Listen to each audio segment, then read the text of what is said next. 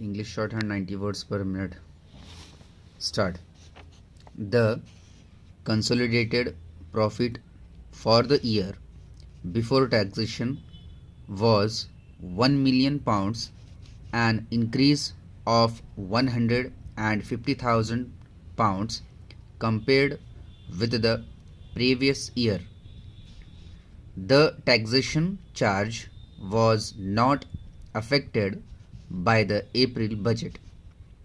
The net profit after charging taxation and taking to credit taxation for previous periods showed an increase.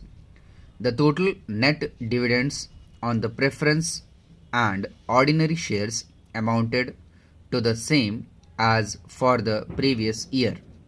It will be noted that £40,000 has been transferred to contingency reserve to cover the subsequent loss arising from the reduction in rates of purchase tax in the April budget.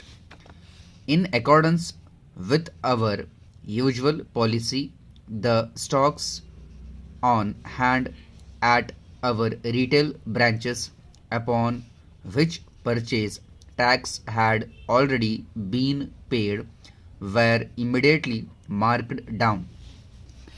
We have decided to recommend the same final dividend as last year, thus leaving the total distribution for the year unchanged at 15%. The conditions which affected this decision are largely concerned with our policy for the future.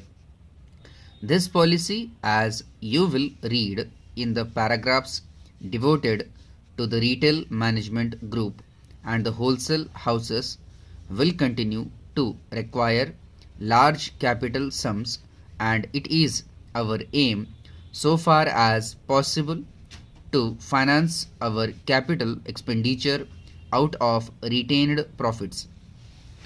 We feel, therefore, that this year should be one of consolidation.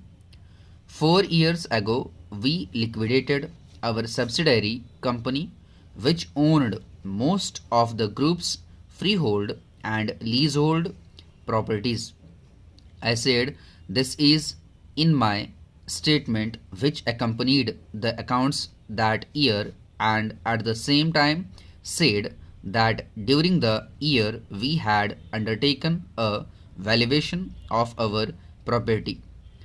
The object of that valuation was to satisfy us that the balance sheet value placed on the property was fully covered.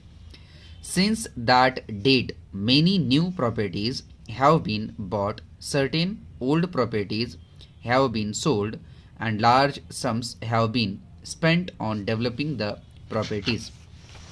The directors therefore arranged for bringing the valuation up to date. During the year, we have carried out a recognition of the retail side of the company's operations. We believe the new organization will lead to greater efficiency and for more concentration.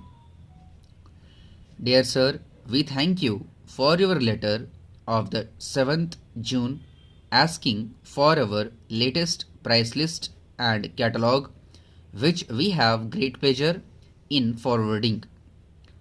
We have instructed one of our representatives to communicate with you and to arrange for you to have a trial run in one of our cars at your convenience. If you will be good enough to do this, we have no doubt that you will be pleased with the car and that you will desire to purchase a car of this type. For flexibility, reliability, and power on hills, there is no better car on the market. We think you will agree that our prices compare favorably with other firms considering that the materials, design, and workmanship are of the highest possible quality. The prices of the chassis in our list includes tires, but we strongly advise you to have a size larger than the standard tire as the additional comfort fully compensates for the slight extra charge. We cannot guarantee delivery under 6 months, but if you place an order with us, we shall do our utmost to give you early delivery. We can guarantee that delivery will not exceed 6 months. We undertake repairs to cars of all kinds, and we shall certainly give you a special quotation for the overhaul of your present car. You will see from the testimonials we have received from owners printed at the end of our catalog that our cars have given universal satisfaction. We shall be interested to learn from our representative what your reactions are. Thanking you. Meanwhile, yours faithfully. Dear Madam, I am in receipt of your letter. You have raised very valuable issues of life and thank you for the same. I hope you will agree with me that you should be wise enough in these days of your youth and have a careful watch about the growth of habits when it is too late. I am quite certain you will allow me to point out that you should not become attached to any habit which is not a good habit. If you permit me to say so, a great deal of your success or failure depends upon your habits. Do you remember that it was said long ago, great is the force of habit? At the same time, you will permit me to remind you that it is very easy to acquire the bad habit and then repenting for the same. I think it is very necessary to recall these things when you are young.